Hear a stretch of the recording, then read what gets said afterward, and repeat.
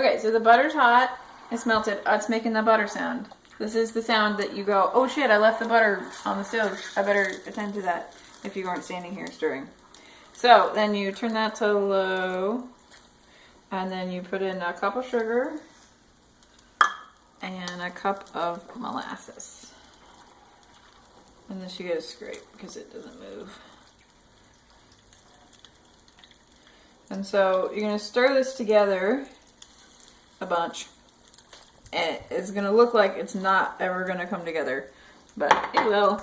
It takes about 5 minutes of just sitting here stirring.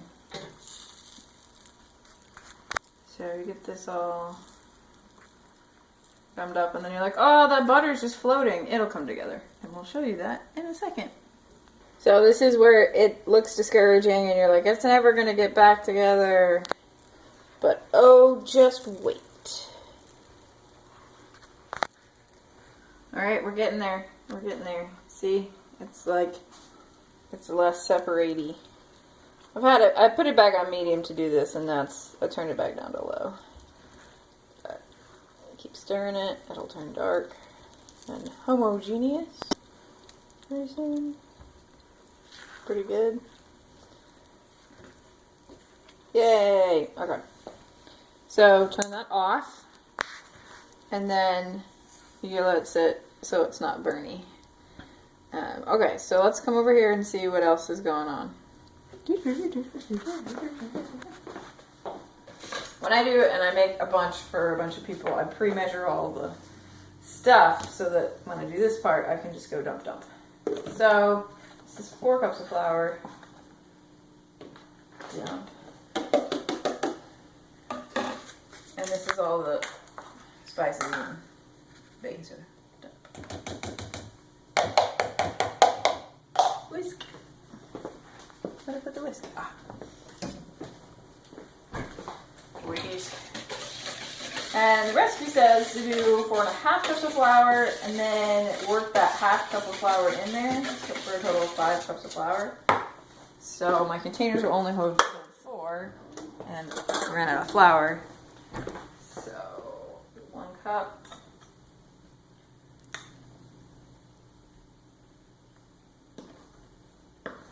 Like that, and then I just go something like that. Sure. Whisk. I will whisk you. Okay. And then when that's cool a little bit, then we just pour that in there and knead it up into some dough. So we'll wait for that to cool. BRB.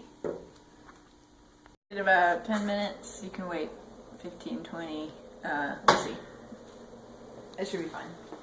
So you take the hot thing of liquid and you pour it into your flour.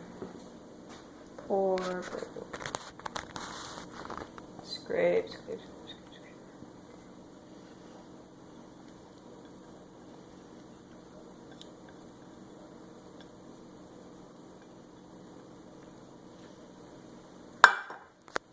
Stir. So yeah, just stir this up. It will get dark brown as it all incorporates.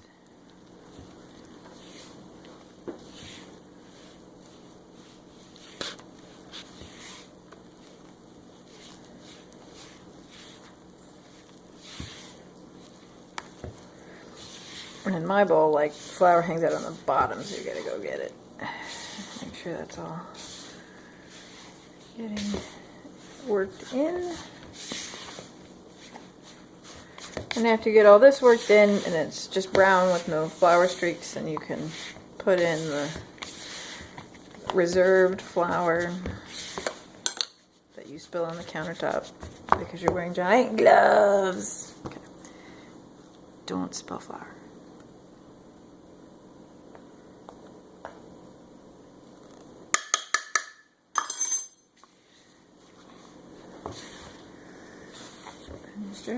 And then at this point, it's not too hot in there. You can get your hands in because you're going to need your hands in there anyway. And you just start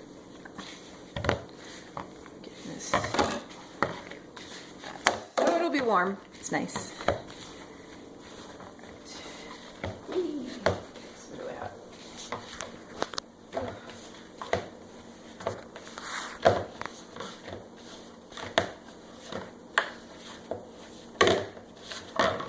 Gingerbread!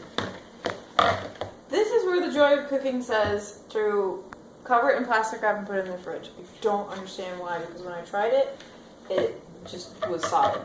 I didn't bake it, and it was a giant ginger turd. And I don't get it. So, don't do that. Get your cookie sheet. My cookie sheets are over here. I use the air bake kind that you can get at Bed Bath & Beyond.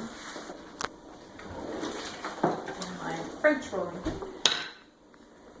And you just take some dough, put it right on there. You don't need any flour for this because it's so full of butter it's not going to stick to anything. And just roll this out right on the cookie sheet.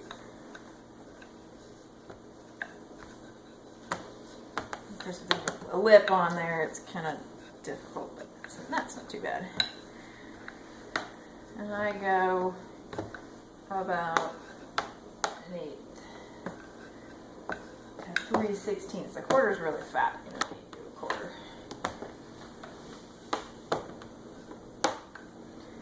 So an eighth of an inch. And you do your patterns, which if you've given them to your baby, they are on the floor, and then you wash them.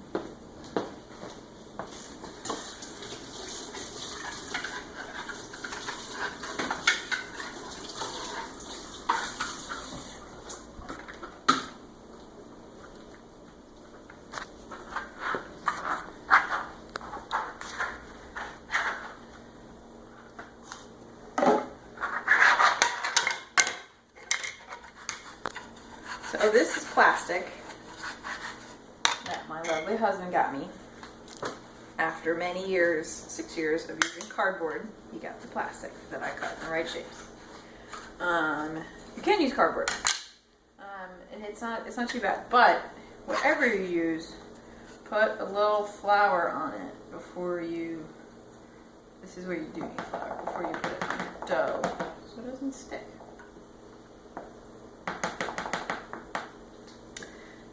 Plunk it down there. You get a butter knife. And you just go cut. Cut.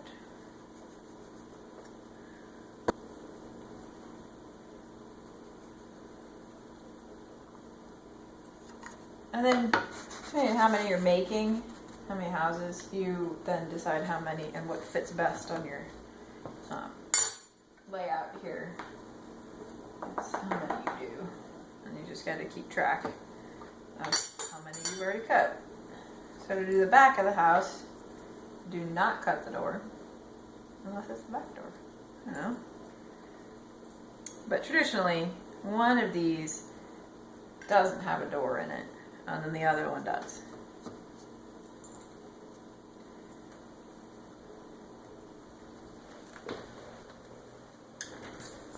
And when you do the door, it is very important not to remove the door until the very end. Also, you should cut the door, not just talk about it. So there we go. There's our door. We're going to leave that in there for the baking. This is the side. So it's a roof, a front, and one roof, a front and a back, and one side. So you get it all cut. I wouldn't recommend any more than 4 on a sheet because when they come out, then they cool too fast for you to cut the edges off. So 4 pieces or 3 pieces per sheet, and then you just peel up all the extra dough in between them.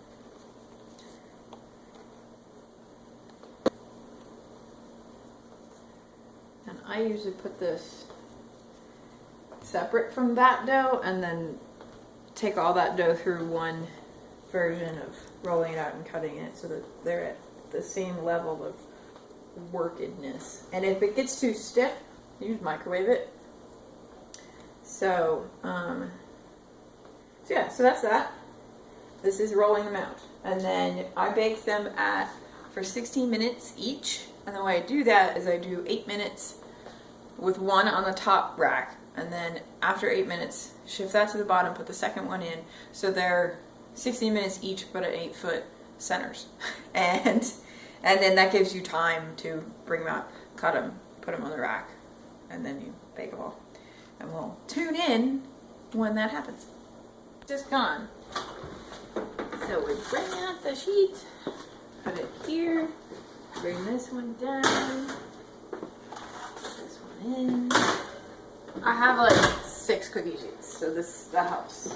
So then you get your molds again. Put this in here. And this is the crucial part. This is why it is able to actually be a house with these straight edges.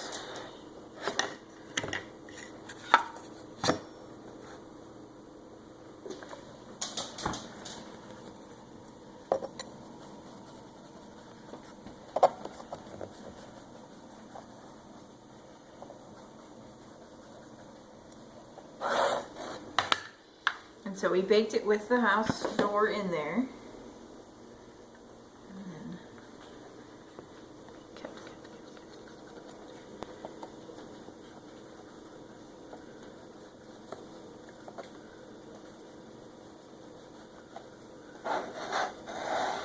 But since you scored it, you can come back and just, you don't need the mold.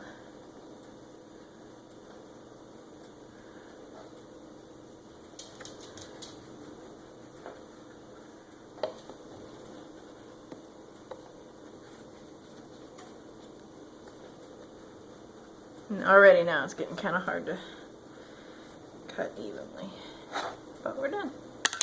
So then I get the spatula, separate all these guys, and as you can see, if you keep them, they're really good to eat. And you can also use them in decorating the house. I like to keep the doors as well. You can make stuff out of the doors. So get those out, let those cool on the sheet because they will bend if you pick them up weird. Just get your spatula under here. Over to your rack. Make sure these are flat because they'll dry crooked if they're like dipping down in between the wires. I had a roof once that was a little on one side. Okay, door.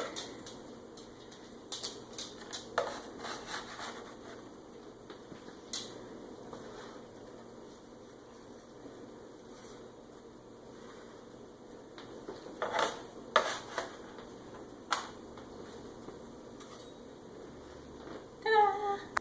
Now we're making the icing. So I make royal icing using the special ingredient, Wilton meringue powder. You have to go to Joann's to get this, or Michael's. It is a Wilton cake decorating thing. They don't have it at grocery stores. Anyway, so the royal icing recipe from that is 3 tablespoons of, well, first it's